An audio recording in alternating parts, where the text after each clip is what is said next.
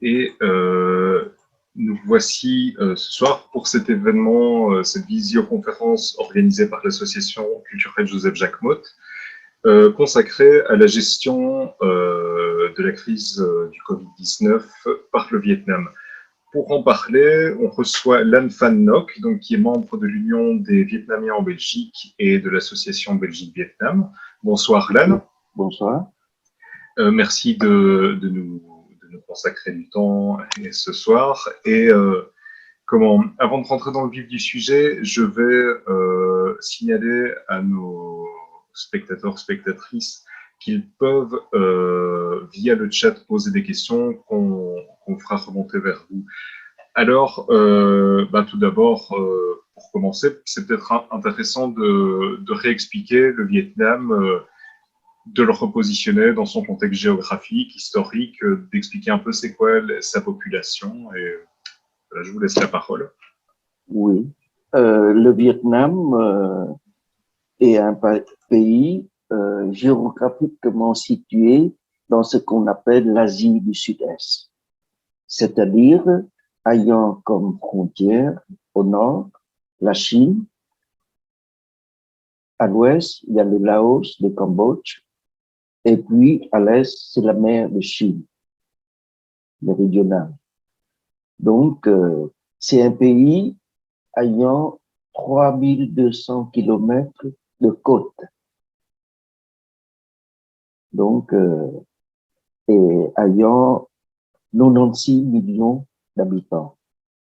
La superficie du Vietnam est de 330 000 kilomètres carrés, comparé à la Belgique, environ 30 000 kilomètres carrés, mais avec une population 9 fois plus grande. Voilà. Une population très jeune aussi, on en parlait juste avant de commencer. Disons que une des dates clés de l'histoire du Vietnam, c'est-à-dire 1975, au moment de la libération et de la réunification du pays en 1976, la population du Vietnam était de 28 millions d'habitants environ. Et maintenant, en 2021, elle est à 96 millions. Donc, un développement démographique qui a presque triplé durant 45 ans. Voilà. Ce qui fait que le Vietnam a une population relativement jeune, une population relativement éduquée, parce que l'école primaire et secondaire sont obligatoires. Donc, pour la fin de la guerre du Vietnam, la population s'est développée et a contribué au développement de la richesse économique du Vietnam par rapport aux autres pays de l'ASEAN qui, vis-à-vis de la jeunesse de sa population, c'est-à-dire une population éduquée et jeune. Voilà. Un des atouts du développement économique du Vietnam se situe dans cet élément-là. Ok, pardon, ouais. excusez-moi, c'était une interruption un peu. Mais par rapport à la répartition dans le pays, c'est une population essentiellement urbaine, rurale, c'est partagé. La population est en majorité, dans les 65 à 70% rurales. Les populations dans les villes, les zones développées, c'est dans les 30%. Donc, le Vietnam est essentiellement un pays agricole. Une des majeures, des exportations du Vietnam, le secteur agricole, c'est-à-dire produits de la terre, exploitation de la mer, aquaculture, occupe une grande partie.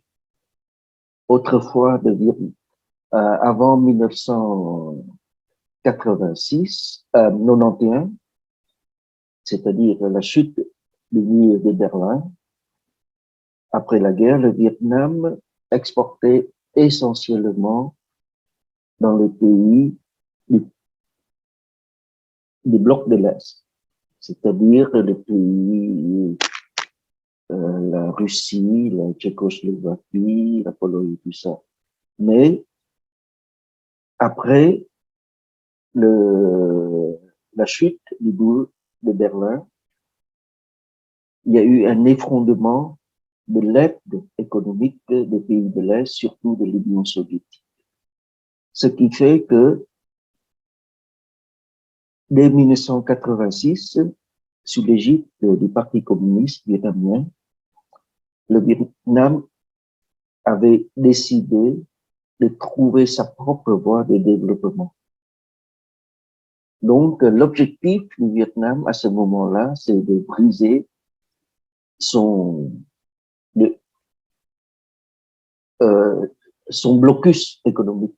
Parce que après 1975, il y a eu un blocus économique des pays occidentaux vis-à-vis du Vietnam, pour la simple raison que le Vietnam a basculé dans le camp socialiste.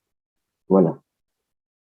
Et le Vietnam a dû chercher sa propre voie pour d'abord redresser le pays après les années de guerre et puis assurer le développement du pays.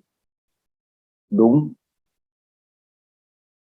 le Vietnam est obligé d'inventer un nouveau modèle de développement économique, c'est-à-dire autoriser à ce moment-là des changements fondamentaux dans la gestion économique du pays, autorisant la redistribution des terres et tout ça.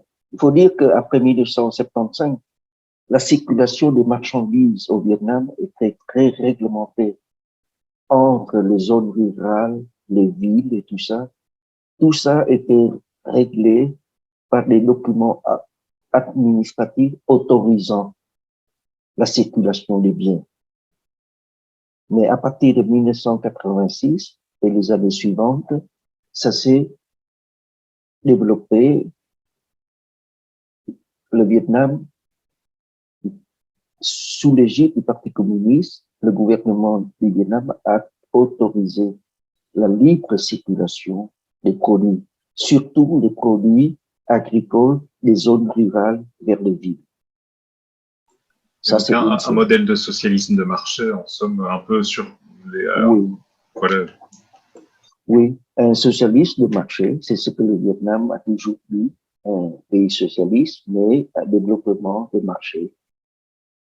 Et ça a produit des résultats, et puis, sous l'ère de Clinton, il y a eu la fin du blocus économique du Vietnam, et le Vietnam, isolé en 1975, et maintenant a des relations diplomatiques avec plus de 100 pays au monde.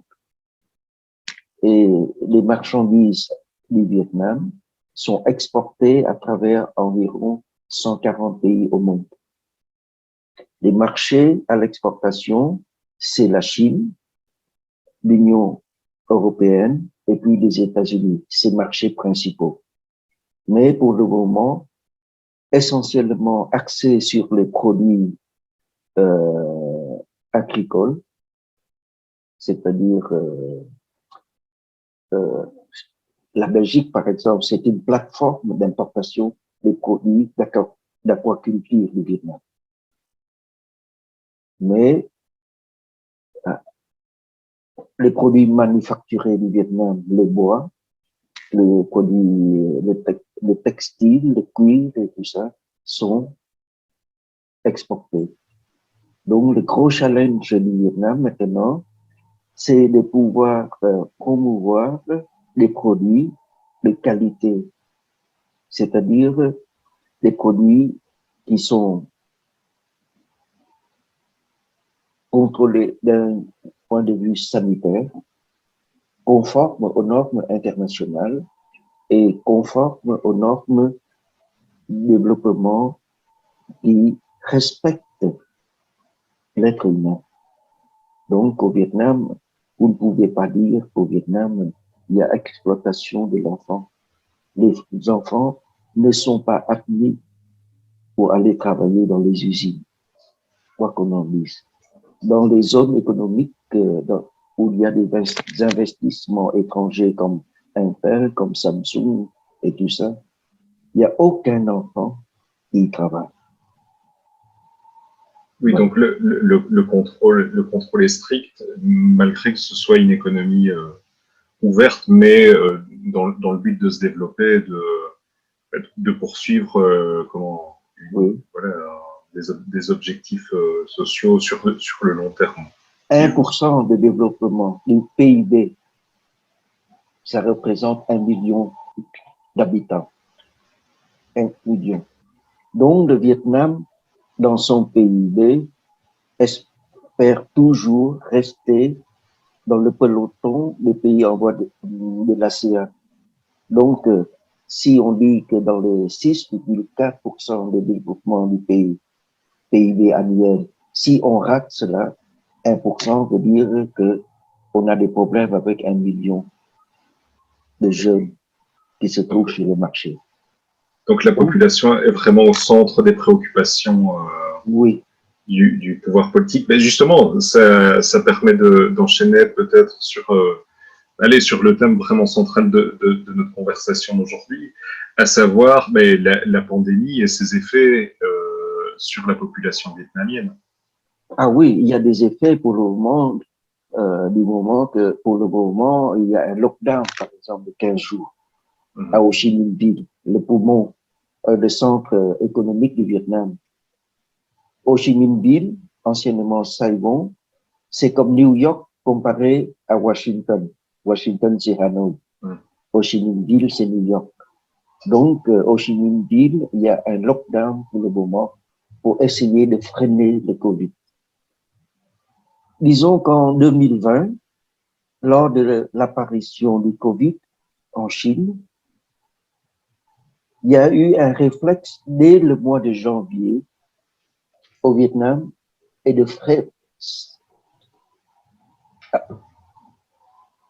freiner l'ouverture, c'est fermer la frontière entre le Vietnam et la Chine, tout de suite.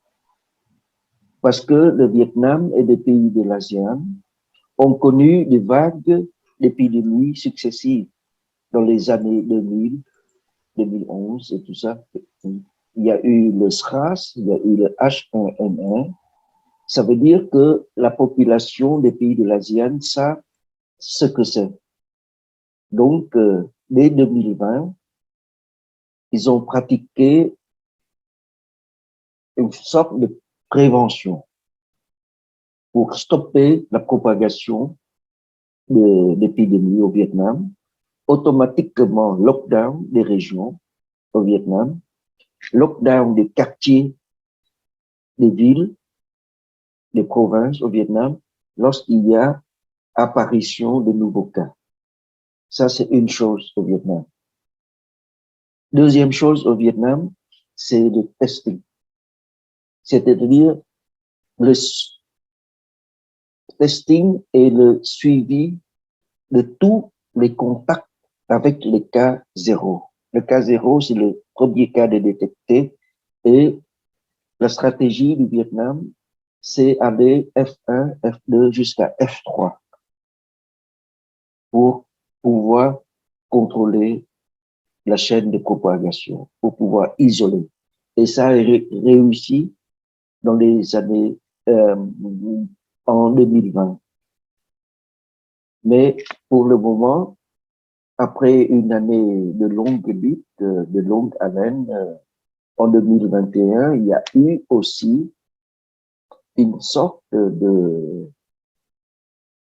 banalisation des mesures de contrôle contre le Covid, ce qui a amené à cette vague qu'on connaît pour le moment. Mais il faut dire que la différence entre le traitement du Covid dans les pays de l'ASEAN et l'Europe, par exemple, une des différences fondamentales, c'est le port du masque. Le Vietnam... Il y a une habitude déjà de le porter au travers des expériences précédentes, j'imagine. Oui, et tout simplement, mais dans les pays de la ZAN, le masque sert aussi à lutter contre la pollution.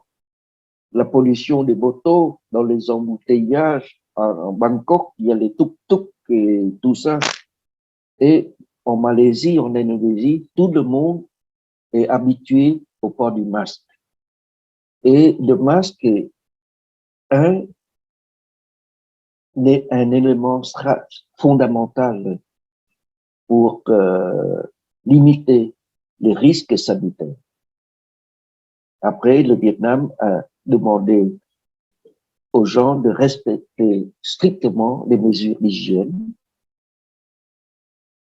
laver les mains et tout ça.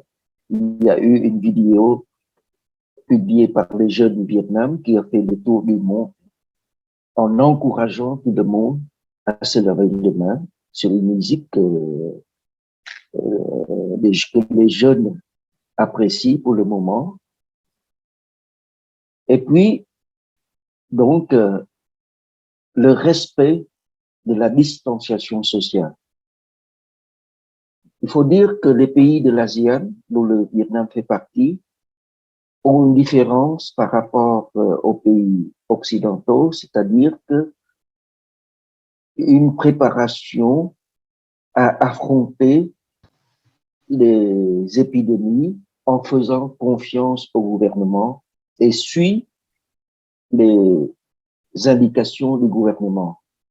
Donc, il y a une adhésion de la population aux mesures préconisées par le gouvernement. Et là-dedans, il y a aussi le savoir-faire des équipes médicales des hôpitaux du Vietnam.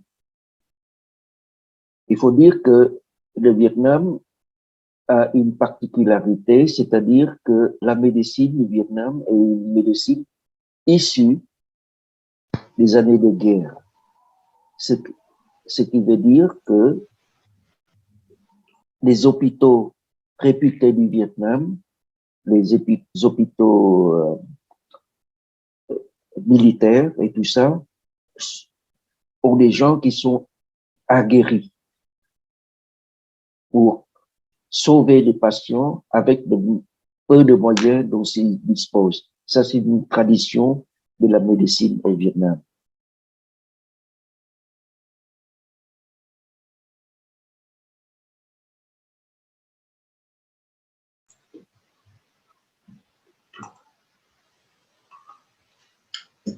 Je ne sais pas, mais je n'ai plus d'image. Voilà, excusez-moi, j'ai eu un petit problème, j'ai eu un problème de connexion. Okay.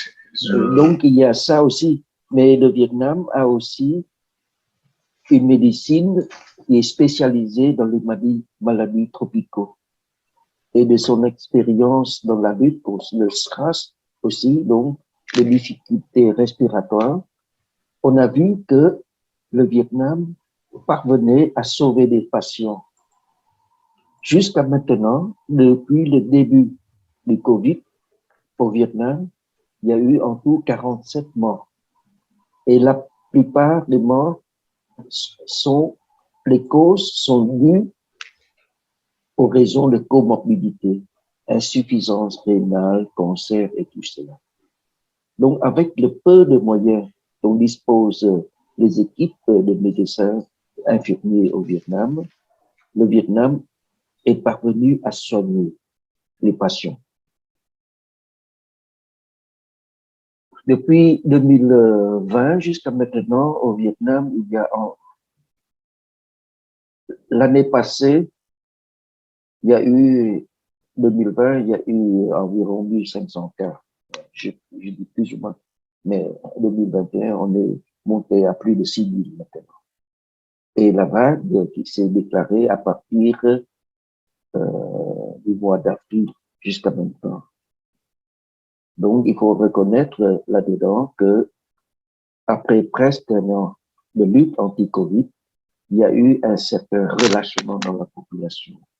Il y a eu le fait de la réunification du 30 avril, il y a eu la fête du 1er mai, il y a eu les élections du Vietnam le 25 mai, et puis il y a eu les fêtes religieuses Tout ça a fait que les gens se sont déplacés, les gens ont fêté ensemble dans les fêtes religieuses. Et parmi les fêtes religieuses, c'est l'église protestante de Spoken à Ho Chi Minh Ville, où il y a eu apparition d'un foyer. Sur le même exemple qu'en Corée, où il y a eu des fêtes dans des espaces de 20 mètres carrés environ, où il y a entassement des gens et tout ça pour les fêtes. Donc, il y a eu un relâchement des consignes sanitaires du gouvernement. Ce qui fait que, pour le moment, la gestion du gouvernement du Vietnam va se faire d'une façon top-down. C'est-à-dire, dans une ville, lorsqu'il y a un relâchement, où il y a apparition de cas, c'est le premier responsable administrativement de cette zone qui est montré en public. Ils doivent rendre des comptes. Et ça descend jusqu'à l'échelon des quartiers. En général, il y a des responsables de quartier et des responsables environ 200 habitants. Et si dans son quartier, il y a détection de Covid qui ne sont pas signalés, c'est lui qui en est responsable. Donc, dans la chaîne de commandement administrativement au Vietnam, il y a cette forme d'obligation de contrôler. Bon, par rapport à ici, ce serait un peu excessif parce que en 2020, chaque fois que une maison ou un immeuble où il y a une personne déclarée positive, il y a affichage de son nom, il y a affichage devant et dans les médias et c'est signalé. Mais maintenant, le ministère de l'Information et de la Communication au Vietnam a signé le HOLA. Donc, on signale le cas du Covid, mais interdiction de publier des noms pour respect de vie privée. Mais en 2020, le principe de vie privée est moins appliqué par rapport à la sécurité collective. Donc, les gens du quartier signalaient que tel monsieur ou telle dame a des symptômes de Covid pour obliger les autorités à intervenir. Et il y a eu on a vu tout de suite que dans les quartiers populaires, c'est respecté. Dans les zones rurales, c'est respecté. Mais maintenant, en 2021, pour contrôler les frontières entre la Chine, le Vietnam, le Laos, le Vietnam, le Cambodge au Vietnam, vous pouvez contrôler les villes, mais dans les zones éloignées, mais les gens, les frontières, c'est difficile, vous savez. Les gens dans la région du sud-ouest au Vietnam, pour eux, traverser la frontière pour trouver du travail, c'est simple. Hein. Ils veulent aller travailler, donc ils vont là où il y a le travail et puis ils reviennent à la maison. Idem, la frontière avec le Laos et avec la Chine, frontière avec la Chine, mais il y a même eu des populations des régions limitrophes qui ont servi de guide. Il y a des passeurs, des migrants chinois qui veulent absolument aller au Vietnam pour des affaires.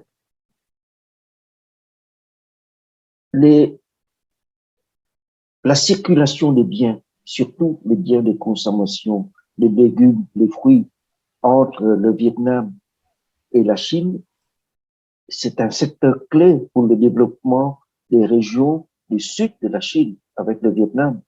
Parce que le transport de ces marchandises-là via la frontière coûte moins cher à ces régions-là que transporter les marchandises depuis le centre de la Chine, les régions côtières de la Chine, vers ces provinces-là. Donc, vous ne pouvez pas empêcher la volonté des gens de vivre. Mais heureusement que pour épauler euh, la lutte anti-Covid du Vietnam, c'est-à-dire que les militaires des frontières sont aguerris. Donc, ils savent contrôler, ils détectent tout de suite. C'est seulement dans cette région-là où il y a des problèmes. Avant, et lorsqu'on a détecté les problèmes, la police militaire a organisé des criblage des zones. Ce qui fait que on peut arrêter ça. Mais le plus difficile, ce sont les gens des villes, les directeurs de sociétés qui trichent, donc qui ne font pas un rapport adéquat sur leur contact. Par crainte de ne plus pouvoir travailler, par crainte et tout ça. Donc, pour le moment, la loi vietnamienne punit les gens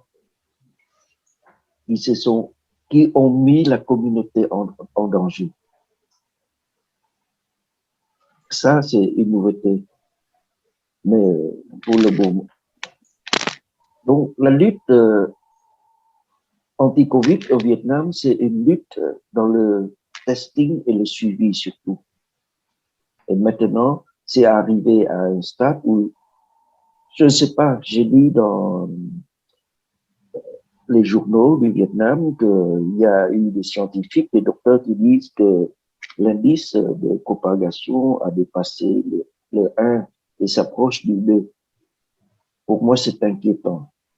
Et ce qui explique que le Vietnam, maintenant, impose le lockdown.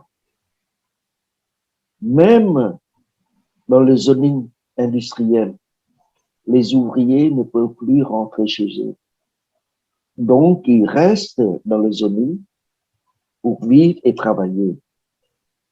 Les gens qui ne sont pas là au moment du lockdown, ils n'osent plus rentrer parce qu'ils savent qu'ils ne peuvent plus sortir parce qu'il y a un lockdown.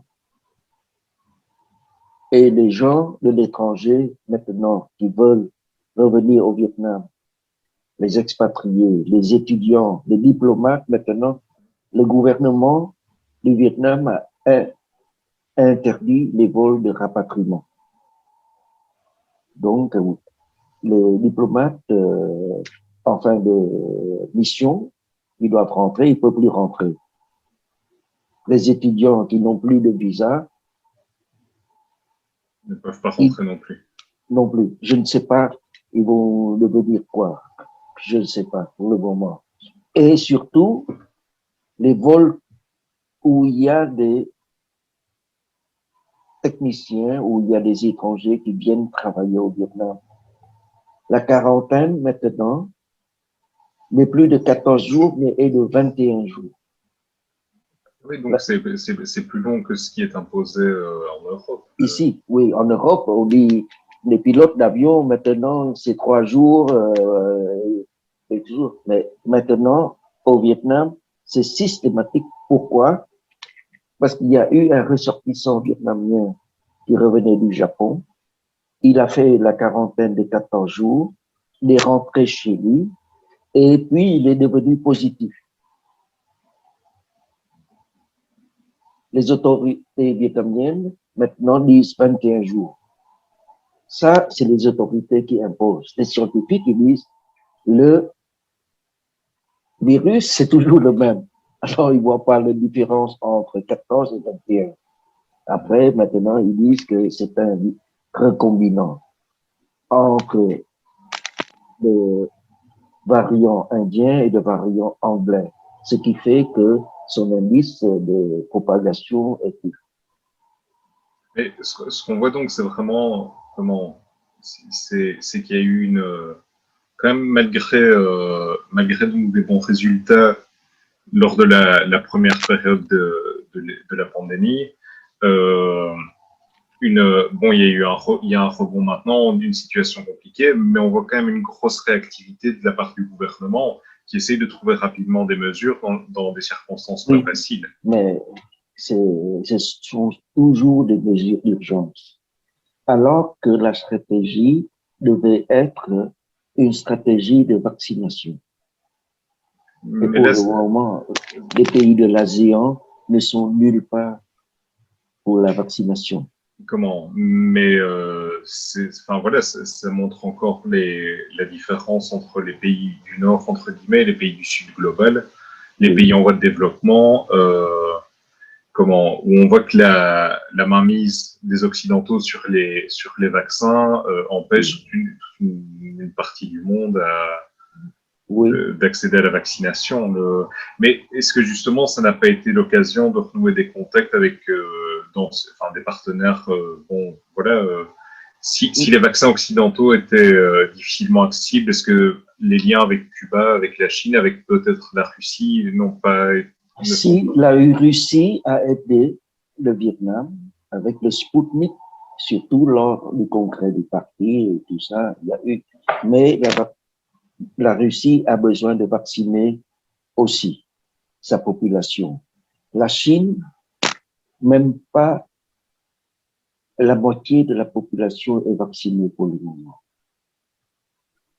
Le Vietnam, comme d'autres pays de l'Asie, je pense, ça c'est mon opinion à moi, a misé sur la stratégie de commande de vaccins à l'Inde, qui produit des vaccins de AstraZeneca. Mais vous voyez ce qui est arrivé à l'Inde pour le moment, donc ils n'auront pas de vaccins. Donc les vaccins du Vietnam, pour le moment, la majorité, c'est le programme COVAX de l'OMS. Et le gouvernement vietnamien, au 31 mai, a annoncé qu'il parviendrait, d'ici la fin de l'année, à avoir 150 millions de doses. Mais qui va les fournir? J'en sais rien. Mais c'est une bonne nouvelle aussi, parce que pour le moment, lorsqu'on regarde les listes des hôpitaux par province en répartition du nombre de vaccins, 10 000, 20 000. Le plus important, c'est 150 000. Alors qu'en Europe, la Belgique, c'est beaucoup plus par centre provincial. Donc, même si d'ici la fin de l'année, le Vietnam parvient à importer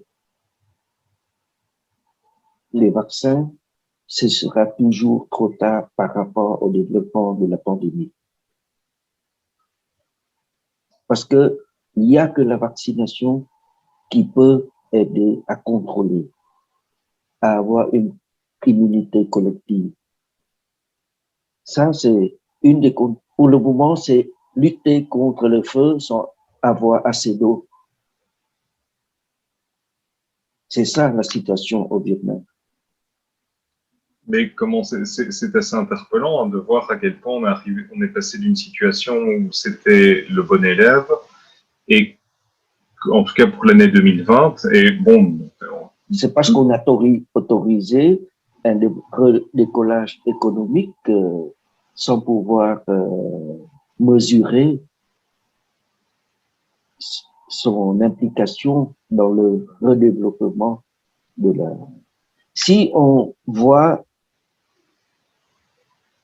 l'évolution de la courbe des contaminations au Vietnam, c'est surtout une importation des cas Covid. Donc, les gens qui rentrent au Vietnam ont été détectés et isolés, mis en quarantaine tout de suite. Mais le moment clé, c'est au mois de mai, avril, où il y a des fêtes, les élections, les fêtes religieuses et tout ça, où il y a eu un emballement. Mais pour le moment, par rapport à la population de 96 millions d'habitants, il y a moins de 7000 contaminations et 47 morts. Oui, donc comparé par rapport à d'autres pays, Oui, aux populations équivalentes, ou alors, on va dire, en termes oui, d'infrastructures qui sont comparables, c'est vraiment, enfin, ça reste impressionnant, et de voir que la situation n'est pas complètement hors de contrôle oui. comme Mais en avec des Inde. chiffres comme cela, mais l'ORECA événementiel en Belgique, vous pouvez tout faire. Hein.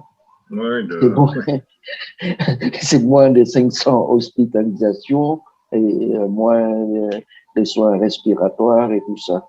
et donc, on peut quand même en tirer quelques leçons, même s'il y a des ajustements à faire maintenant, mais qui ne sont pas non plus entièrement de la responsabilité du Vietnam, parce qu'il y a voilà, il y a une espèce d'accaparement des vaccins par d'autres pays.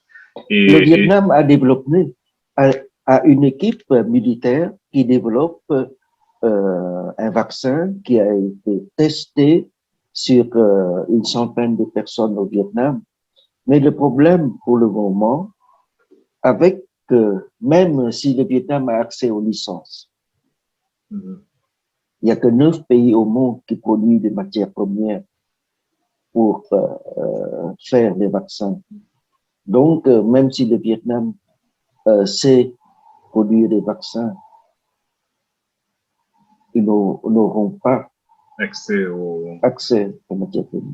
Je me souviens, il y a 35 ans, j'ai lu un article dans le journal Le Monde où un scientifique renommé de l'Institut Pasteur a dit c'est une incongruité de dire que les pays du tiers-monde peuvent produire des vaccins.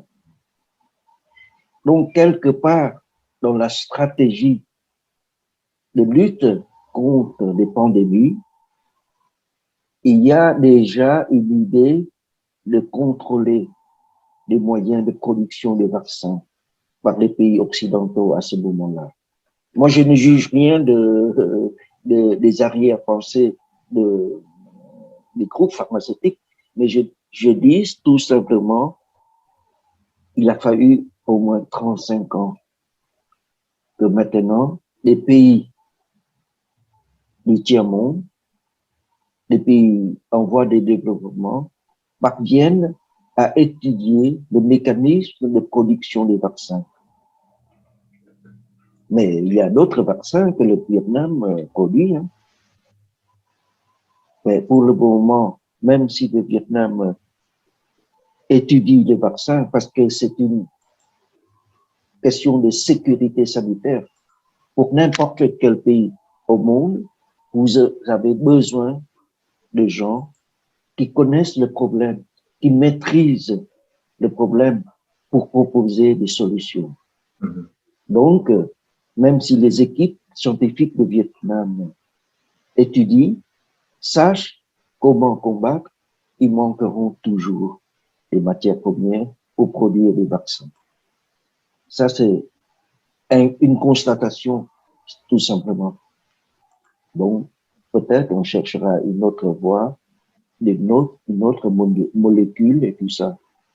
Mais oui, mais en gros, ça pose la question à la fois des coopérations au niveau international et voilà, et l'importance aussi pour les pays en voie de développement d'avoir une autonomie, de pouvoir construire une autonomie par rapport à, voilà, en recherche en termes de production, c'est...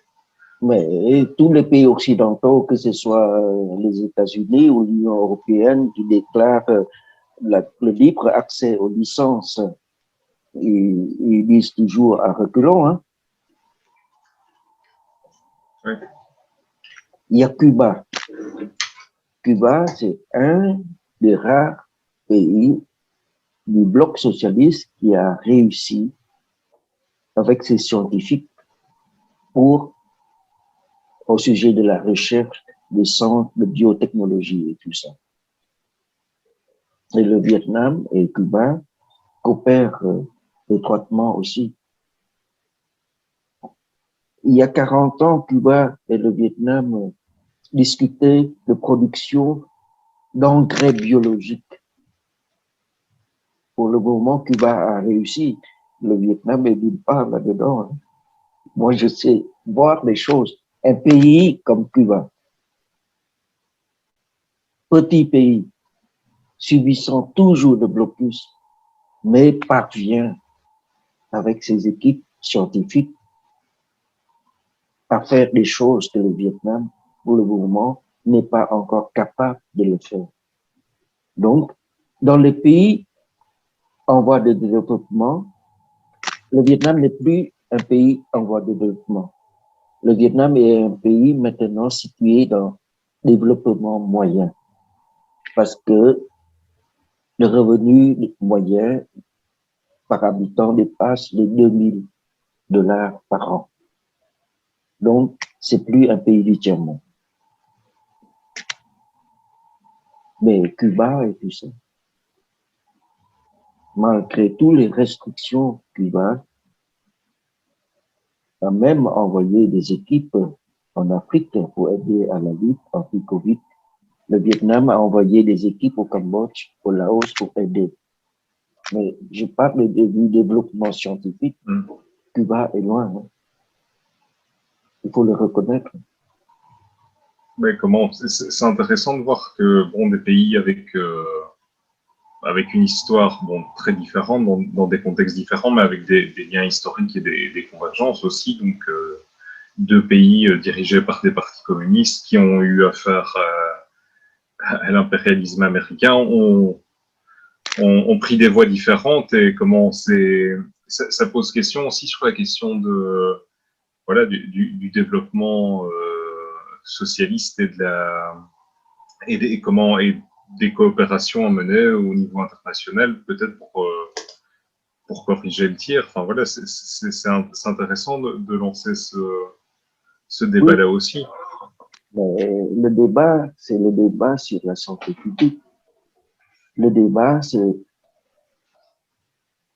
parce que pour le moment, les administrations, je ne parle pas politique pour le moment, les administrations du domaine de santé, certains administrateurs ont un tableau Excel dans la tête.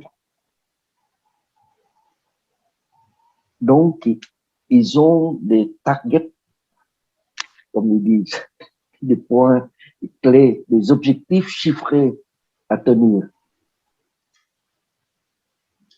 Alors que dans les pays comme Cuba, le Vietnam, dès le départ, même pendant la période de la guerre, le Vietnam était primé par des organisations internationales pour son système éducatif et son système médical.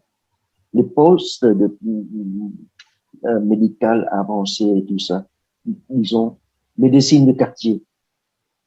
Le Vietnam, c'était une médecine de guerre. Donc, il y a un développement d'un esprit de prévention pour, oui, éviter que ça se dégénère. Oui, donc ce qui explique oui. En grande partie les bons résultats lors de la première grande vague. Oui. C'est assez intéressant, à la fois ce mélange de grande centralisation avec aussi le parti et comment le pouvoir politique qui prend beaucoup de responsabilités et qui impose aussi un sens des responsabilités. Disons qu'avec un système centralisé, dirigé par un parti unique qui était le Parti communiste, lorsqu'on fait une erreur, tout de suite, avec les réseaux sociaux, les journaux du monde, ben, c'est étalé au grand jour. Mais pour la lutte journalière, pour éradiquer la pauvreté, pour régler des problèmes pas à pas, c'est une autre histoire. Mm-hmm. Moi, je ne dis pas que en Belgique, en France, en Allemagne, il n'y a pas de gens qui pensent comme ça, qui travaillent comme ça. Mais dans la chaîne des valeurs, c'est différent. Le secteur de santé à Cuba, c'est un choix de société de Castro. le système de santé au Vietnam, c'est une obligation parce que nous sommes un pays en guerre, démuni. Donc, quelque part, il y a une créativité. Mais regardez, la plupart des chirurgiens renommés dans les années 70, 80 aux États-Unis, ce sont tous des militaires, médecins militaires dans la guerre du Vietnam. Ils pouvaient scier, couper, réparer les blessés tant qu'ils veulent. Alors qu'aux États-Unis, les étudiants des écoles de médecine n'ont pas cette possibilité-là. Donc, ils ont acquis une expérience sur le terrain et rentrant aux États-Unis, ils avaient l'expérience, savaient faire des choses. C'est simplement une question de prédisposition, d'accepter d'investir dans une médecine préventive et d'être créatif avec les moyens du bord. Et comment on approche tout doucement de la fin de l'échange. Donc je rappelle à celles et ceux qui nous regardent, qui peuvent continuer à poser des questions. On a un peu de temps pour ça. Mais donc globalement, et c'était un peu aussi je pense le but de cette conversation, c'est d'abord de comprendre comment le Vietnam a réagi, parce qu'on en a beaucoup entendu parler. Il y a quand même, on a entendu pas mal de points clés, donc à savoir des responsabilités fortes, un sens des responsabilités fortes, une expérience certaine donc dans la façon de gérer des épidémies respiratoires. Il y avait déjà une histoire relativement récente par rapport à ça. Une société qui est quand même avec un certain sens du collectif, de la responsabilité de l'individu envers le collectif. Un gouvernement assez réactif, donc qui a parfois pris et qui continue à prendre des décisions, parfois un peu dans l'urgence, mais qui prend des décisions sans tergiverser. J'ai l'impression qu'en fait, on voit parfois où ça a pu coincer dans des pays européens, où justement là, c'est inversé, c'est qu'il y a une espèce de refus de prendre des responsabilités de la part de certains organismes gouvernementaux, un sens du collectif qui est peut-être moins développé dans la société. Et voilà, comment on a vu aussi que la stratégie a été, en tout cas dans un premier temps, centrée sur les tests et la volonté de détecter, d'empêcher la propagation du virus. Alors qu'en Europe, on a parfois l'impression qu'on a laissé filer la chose, en tout cas pour 2020. Voilà, 2021, manifestement, la situation est différente et on peut comprendre aussi qu'il y a de lassitude dans la population. Ça, c'est valable ici comme au Vietnam. Mais pour le moment, par exemple, si je vois la Belgique, par exemple, la stratégie des tests PCR, on ne sait pas qui va le payer. Alors que la France a décidé que les tests PCR sont gratuits. Donc, quelque part, la Belgique a eu un retard à l'allumage en 2020, je reconnais. Mais en 2021, ça a été très bien. Il reste toujours environ 75% de la population qui adhère aux recommandations du gouvernement. Ça, il faut le reconnaître que la gestion a été bonne. La population adhère. Ce n'est pas une boum à l'envoi de la cambre qui va dire que la population n'adhère pas. Ça, c'est une population qui revendique le droit de contaminer les autres. Mais le problème en Belgique, c'est le problème qui va payer. C'est toujours ça. J'ai vu tout de suite, lorsqu'il y a eu des tests rapides, tests de salive de l'université de Liège, les tests de Zen, quelque chose comme ça. Pour moi, c'est tout simple, qui va payer. Il y a tous les politiques, tous les bourgmestres qui disent quoi ce soir, mais j'ai jamais vu un avis de l'INAMI. Celui qui va rembourser les soins, c'est l'INAMI. Excusez-moi, hein, si on veut aller au fond des choses, pour dire à quel moment qui doit prendre les responsabilités. Il y a certaines choses, les tests sont prêts. Qu'est-ce qui va distribuer? On ne peut pas distribuer parce qu'il y a une circulaire ministérielle qui bloque. Donc, dans les ministères, on débloque. Mais lorsqu'on parle argent, soit le gouvernement laisse filer des choses, soit l'organisme responsable prend les choses en main et dit clairement, je n'ai pas de budget pour rembourser ça. Et on s'assoit ensemble, on discute. Et là, on voit là encore que les lasagnes institutionnelles ne facilitent certainement pas les... Non, mais parfois, il y a des choses comme ça. On doit vivre avec. On doit accepter la situation et essayer de trouver ensemble des moyens de s'en sortir. Mais le plus important pour moi, c'est l'adhésion de la population. Parce que si on fait des choses que la population ne croit plus, c'est perdu.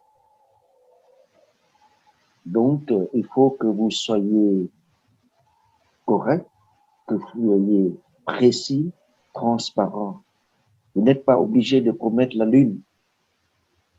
Mais pour dire, le gouvernement belge est assailli de toutes parts de demandes de donner du mou dans les mesures. Mais à côté de cela, les experts jouent leur rôle. C'est pas les experts qui décident. Non, c'est le politique. Le rôle de Sanciano, le rôle de Van Hans, le rôle de Marius Gilbert, le rôle de Leila et tout ça. Elle donne des avis. Mais la décision a été toujours politique. Parfois, le politique prend des décisions sans connaître à fond les rouages de son administration pour voir ce qui bloque. Et aussi avec la volonté de ne pas avoir des mesures trop impopulaires en pensant aux prochaines élections, j'imagine aussi. Il y a ce problème-là qui se pose aussi, peut-être de manière plus forte. Pour les élections, il y a toujours des gens qui vont faire la danse du ventre. Hein. Oui, mais c'est ça qu'on entend. Enfin bon, dernièrement, un des partenaires du gouvernement, l'EMR, pour ne pas le citer, au travers de son président, a eu parfois des sorties qui un peu excitaient en promettant monts et merveilles à certains secteurs de la société et de manière un peu irresponsable, alors que vous avez mis le doigt sur quelque chose, c'est d'être transparent, honnête, de dire ce qui est faisable et ce qui ne l'est pas.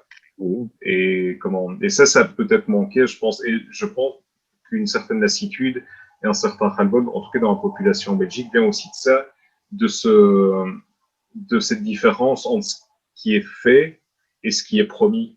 Et si on avait considéré les gens non pas comme des enfants à qui on promet sans rien distribuer, mais enfin, si on les avait traités comme des adultes, en leur disant, ben non, voilà, c'est compliqué. Cette perte de confiance dans les institutions aurait été moindre. Oui, c'est du côté des partis politiques qu'il y a problème. Dans les institutions, moi je vois que le régime hospitalier en Belgique a tenu bon. Hein? Il y en a qui ont marre jusque-là, mais ils ont tenu le devoir des docteurs et des soignés. Ils ont soigné le devoir des infirmiers, hein, des ambulanciers. Ils ont fait ça. Donc, ce sont des gens de l'ombre, des gens qui veulent sortir de la lumière, qui tire la couverture vers eux. Je ne sais pas si pour le MR, le comité des sages sont d'accord. Du MR, hein, c'est ce que j'ai entendu, mais c'est le problème interne. Mais la voix de son président devrait être encadrée, je pense.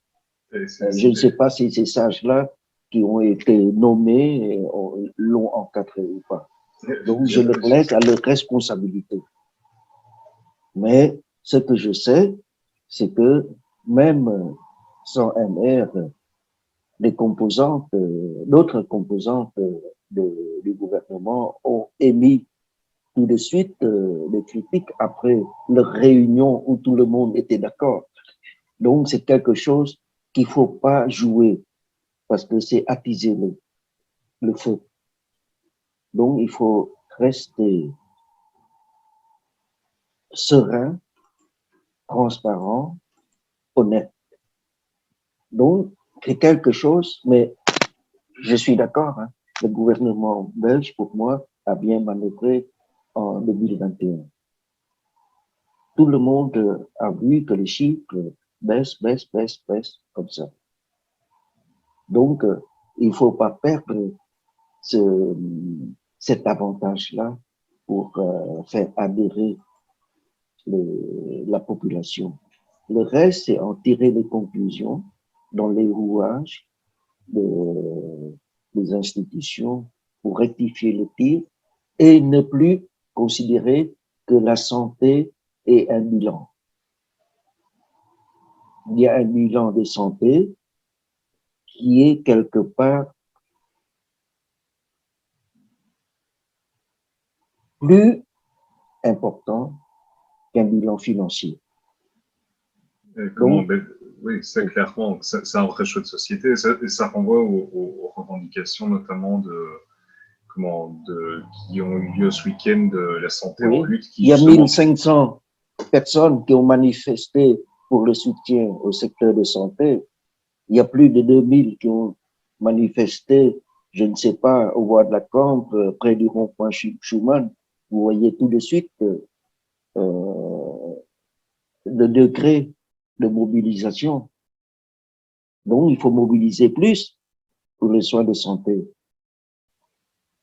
J'espère que les gens sont conscients de cela. Mais je pense que ça, il y a quand même une volonté, même si les gens n'étaient pas forcément présents dans les manifestations, il y a quand même un large soutien aux revendications du personnel.